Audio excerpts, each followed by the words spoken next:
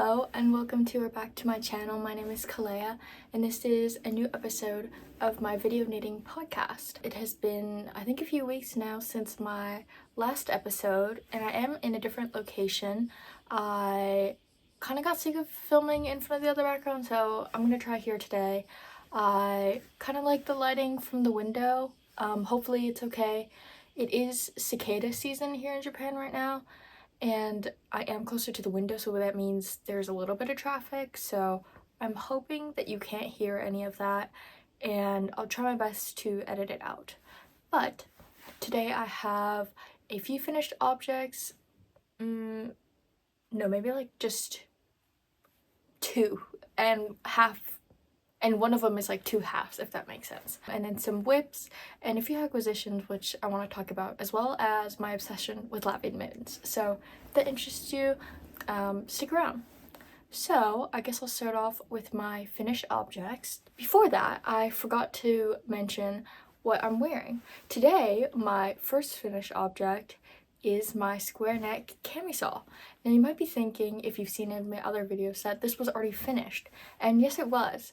However, I hadn't worn it really since, and I was thinking to myself why I hadn't worn it since, and that was definitely because the neckline and the armholes were too tight. The pattern tells you to pick up 2 out of every 3 stitches, and I found that was just way too tight, and so I've redone the stitches, or redone the edging, and it's so much better now, I think. I think it has so much of a looser fit, as well as it's not bunching up as much. It still does have that like a little bit like out look to it, but I think it looks so much better now. I kind of, when it was really like bunched up, if you know what I mean, it kind of like made me look weird and I didn't really like it so much, so I ended up undoing all the armholes and then redoing it, which was really a pain. And I had already previously done the armholes and the neckline like multiple times the first time I did it, so I didn't quite enjoy the process, but I'm glad that it's done and now I can wear it and be very happy with the result. And then I'm just wearing this jacket over it. But yeah, that was my first short finished object. This is the, as I mentioned, square neck camisole by Garnoslikt, and I knit it in Knitting for Olive merino in the color Dusty Rose, if you're interested in the color. So moving on to actual finished objects, is a pair of socks. This is what they look like. I had mentioned these, or I'd shown them in my last video, but they're now finished. These are knitted in drops Nord, as well as the blue part is just some leftover opal sock yarn that I had, and they are cuffed down with a picot edge with some color work, and then it goes into some seed stitch and then slip stitch, and then just a regular wedge toe. It also has a peacock stitch heel flap and garter stitch like edge to it. And I love these socks. I'm actually quite a fan of drops Nord. If you are a little bit sensitive to alpaca, I do think it could be a little bit scratchy for you, but I find that it really isn't that big of a deal, I think. So I would totally recommend this as an affordable, sort of like luxury-ish feeling sock yarn. I find that the fit on these socks are not my favorite. I still struggle with color work and making sure that it's stretchy enough to fit over my heel, because I'm not sure how like loose to make the floats, because I don't want it to be so loose that like when you stretch it out the color work looks all funky, but then you want it to be tight or loose enough so that you can actually like fit it over. And I can get these over my feet completely fine. I have a picture of it. Yeah, I find that it's just, I wish it fit easier, if that makes sense. As well as the slip stitch area in the middle here is a little bit tight, but it's not so bad, and maybe with some wear over time it'll become looser. I got inspired for this sock by a few Summer Lee patterns, I believe. I had kind of just wanted to do a picot edge, that wasn't really part of it, but this I think motif is from her Sunnyside up or something socks. I kind of just looked at it and kind of figured it out. It really isn't that big of a color work pattern. Then she also had these comfort socks, which I think came out recently as well, and I just was kind of inspired by that seed stitch and then slip stitch pattern, so I kind of just made these up. I used a 64 stitch count, and I'm not sure why I did that, honestly, because I really like socks on 72 stitch circumference or stitch count, and I find that 64 is sometimes a little bit too tight, but for some reason I chose 64. I think I was probably feeling lazy at the time and really didn't want to knit those extra stitches, but they do fit fine once on the foot. It's just getting it over is a little bit difficult, but that's okay. So yeah, that was my first finished object. I'll put it, I have a new box. Oh, that kind of hit the camera. I have a new box for my socks. So here's my sock collection so far. I'll probably film a video in a little bit, maybe if I make a few more socks, about all the sock patterns I have, and maybe some advice that I'd give to someone who's starting sock knitting, but we'll see. So that was it for finished objects. Now I will move on to whips and like sort of a half finished object. The first one is the free-handed tank top pattern that I'm knitting. It looks like this so far. I've definitely made a little bit of progress since my last episode. As you can see, I have chosen double knitted bands, not button bands, and it's got this gathering in the front and then a little bit more rapid gathering at the back, so it has more of a ruffled right in the middle. This is knit out of silk from Kingustiju, which is a brand in Japan pretty close to where I live. I picked this up. It is a 100% silk. It's like a lace weight, and then I'm also holding it with Alpakka Folgetrad, which I don't have much left. I think it's in the color putty, and this one is undyed, I believe. It's just their natural color.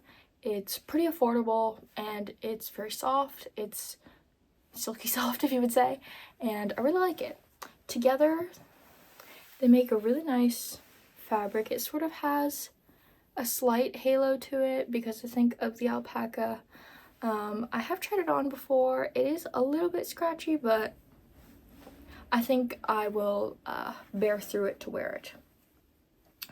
Now, I have run out of Alpakka Folgetrad. That's why I don't have as much progress as I wish I did, because I do want to get this done before flock, so maybe I can wear it.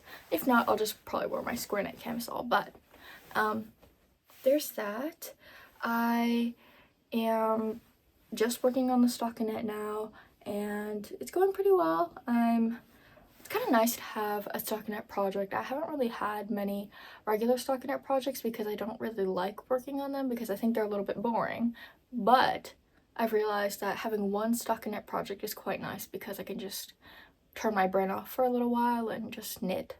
At first though, this was pretty engaging knit because I wasn't using a pattern, so I was like trying to figure out how long things would be, and I think that's like the worst part, is like trying to like figure out, should I knit a little bit more or should I not, and then like if you do mess up you gotta frog it, and this was kind of a pain to frog when I messed up, but the fit is going well so far, so I'm excited to have this done soon. Now on to my half finished object, which is another sock. This is the Humuhumu sock by Yucca, and it is an all over cabled sock. It is a toe up sock with a heel flap and gusset, and yeah, that's kind of it, with a slip stitch heel flap. I have a lot of gripes with this pattern, to be honest. I don't know why I keep knitting things toe up. I really don't like the way they fit. I don't like knitting them, but for some reason every time I sit down to do her patterns, I'm just like, I'll just follow it this time, even though I know that I'm not gonna like the finished object as much, which is totally my fault. But I will go over some points of first what I like. I love the cable design. I've never really done a braided cable or this sort of cable on the front before. They will be asymmetrical socks, so the other one will have this big cable on the other side. I really like the detail on the ribbing here. It's not exactly your like 2x2 sort of pattern. It's got like these ones are supposed to be coming out of this one and this one. It's just like lined up a little bit differently, so I thought that was kind of interesting. The first time I knitted that round, I like messed up a few times because it's like purl one, knit two twice, and then this twice, but this once, and so I kind of, my brain was turned off at the moment, so it was a little bit difficult. But I do find that it looks really pretty. Now, the fit problems. I knit this in, I think it's the premium, Regia premium yak yarn, and I was like, I'll use this yarn for it because it's a little bit bulkier than a fingering weight, I feel like. So I knew that the stitch count was really low on these socks, and I was like, you know what, I think it'll be okay on a 2.5 millimeter. It won't be like a loose fabric. So that's what I did, and I don't think that it's loose enough. The fit is, trying to get it over my heel is like when you knit color work way too tight, and it's just so hard to get over my heel. Once it is on my heel though, it feels fine, but I think something has to do with the way that these heel flap and gussets are constructed. Like this part here doesn't have as much stretch as like a cuff down sock would for some reason, and I find that part really annoying. Another reason why I don't like these socks is, well, I do like how the gusset looks when you increase for it. I feel like it looks really neat, but the problem is that I hate trying to figure out when to not start the gusset, because you have to measure from where you are to the edge of your foot, but then possibly subtract for positive ease. And in this pattern, I think it was a little bit more complicated than a previous Yucca pattern that I had done, which were the Erica socks. I will get those out because I have my box right here. These ones, it was like you knit to a certain centimeter before your thing, but before your heel. But on this pattern, since there was only one stitch count, it had you calculate how long and then subtract A minus B, and then but minus the negative E's, and I thought it was just a little bit more complicated than I wish it was, which is, I guess, fine. I mean, I did get the right length. I feel like I could have gone a little bit longer. And another thing is you have to calculate your row gauge, and my row gauge was greater than all the ones that she had listed, so I kind of just estimated, and I don't know if I got it right, but it does fit when I put it on, but the putting it on part is a little bit annoying. So another thing, the full sock is knitted in 2.25 millimeters. I did switch to 2.25 millimeters for the cuff so that it wouldn't flare out, which I think it does a pretty good job for the most part. But I didn't realize until I finished knitting the toe, and I was like, I'm not knitting the toe again, is that the toe is supposed to be knitted on 2.25 millimeter needles, and I definitely should have done that because the toe doesn't fit as well as I find other toes do. It's a little bit loose, and the funny part is this bottom part fits my foot perfectly, but this top part here is just so tight. I don't know if my like gauge changed, like I don't know if you can tell. I feel like they look the same. Maybe I just started knitting. Oh, that's it. This part is stockinette and this part is cabled, and all of this is cabled, so it's making it tighter. That's why, duh.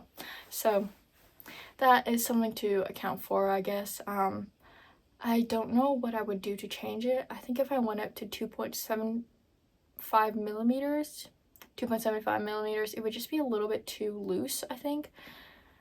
So I think my one advice would maybe just to adapt the pattern to be cuffed down. That's the only thing I can think of. Another thing that I'll mention about this pattern is that previous Yucca patterns that I had done with this one, which were toe up socks, you do make one right and then make one left for these increases here, but in this one you do knit through the back loop, and I really like that. Actually, I feel like it has a little bit of a neater look to it, as well as I think it's a lot easier to do. So I think if you have another toe up sock and you want to do increases, I would try the knit through the back loop instead of a make one left or right. So that's some more advice for those sort of socks. And that was my second whip, I believe. I do have one last whip, I guess. I'll briefly share it because not much exciting is going on, and I've shared it multiple times before. It's my Northern Augustins number 7. I'm still working on it. The reason why I wanted to show it, well, 2 reasons, I guess. I do have some more progress on the body, like barely. It's like, I think I did like half a repeat extra so far, so it goes by pretty slow, but still working on it. But I guess this will move into acquisitions. I have a few to share. I bought new needles. So I live in Japan, as I've mentioned before, and so it's really easy for me to get C-knit needles, and I got new ones. I originally made this order because I wanted a pair of shorties. I've never tried them before, and I wanted shorties to knit the sleeves in my Northern Augustins because, I don't know, I kind of just like didn't feel like dealing with magic loop, and I thought maybe I'd give it a try with shorties. And so here they are. These I think are the koshitsuns. They're so small. These are 4mm needles. I've never tried them yet, so here they are. I feel like I'm gonna lose these, which is kind of scary, but I have them in my knitting tin here. And I was originally just gonna order those because it's like, I don't need any more needles, I don't need it. And then it was like, well, if you order over like 4,000 yen, you'll get free shipping. So like, and the shipping was like 800 yen. So I was like, oh, well, that's like a price of like one needle. Like I might as well get some other things. So I caved and I bought more needles. I've been using these 3mm needles to work on my free-handed top, and they've been so nice. These are the newer needles. These are the C-knit curve needles. They've got this like silver edge to them. Ooh, there's fiber everywhere. And then the tips, I don't know if you can tell, are definitely sharper than the koshitsu ones. So they feel a lot more similar to metal needles, but still have that like wood feeling to them, if that makes sense, which I'm really happy about, and I'm very, very excited to continue to use these. I find that they're so nice, as well as the join on them I think are a little bit smoother than the other C-knit needles. I have the 4mm ones that I also bought here on this project, which are joined to my older cable, so they are compatible with the older ones if that's something you are thinking about. You can use it with existing C-knit needles, which is super nice. And I did get another cable as well.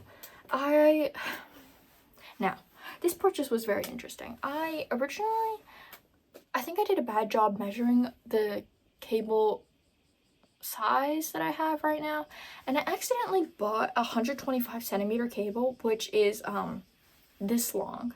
Now, none of the bodies on any of the sweaters I'm going to be knitting are this long, because also you have to account for the needle being adding length to it as well. So it's going to be like super, super long. And my justification of it right now is that I'll use it when I'm knitting like cardigans, something that's worked flat, because otherwise I don't have any justification for this needle or cable. So, because doing magic loop with this would be absolutely insane. Like, this much would be like hanging out. It's like, well, I don't know why I would need that, but here's another cable, I guess, if you're interested to see what a 125cm cable looks like. This is how long it is. I do believe that is it for my needle haul, but I do have another acquisition.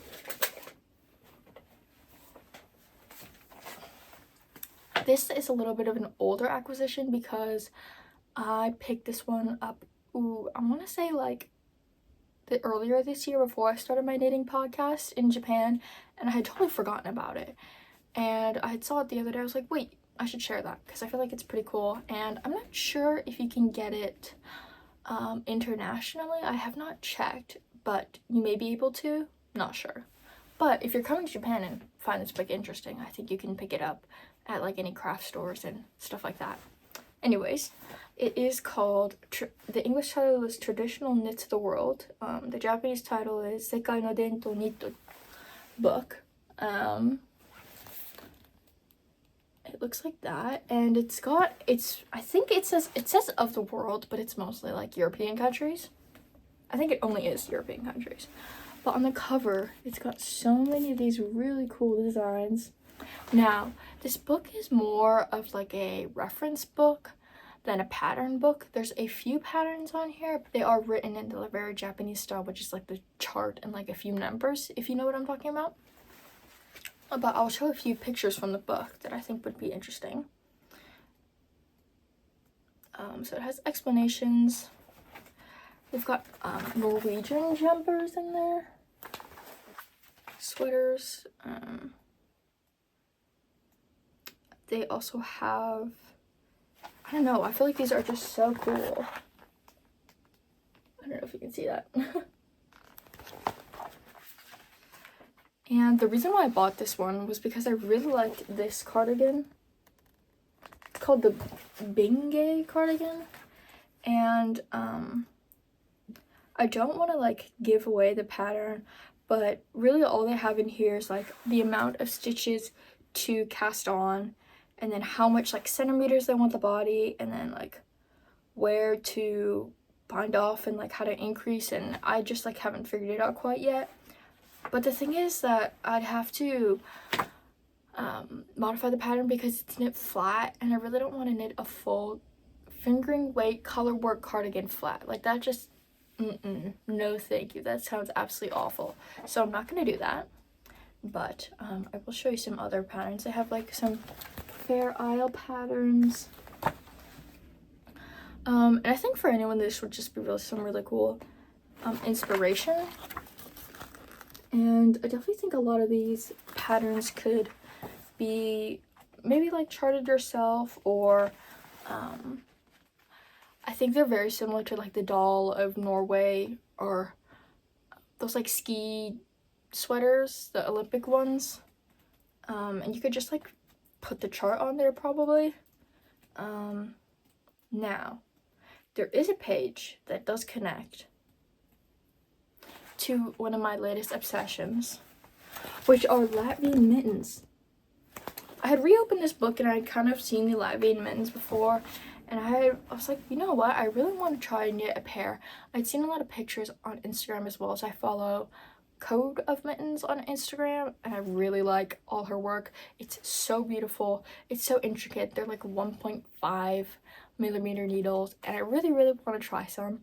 So I'm going to knit this pattern by Code of Mittens, and I am a little bit nervous because they are such a small gauge, and I've never really knitted anything at that small of a gauge before. But you know what, I think it'll be a really good learning experience, especially with like 3 or more colors. I'm a little bit nervous, but I'll give it my best shot.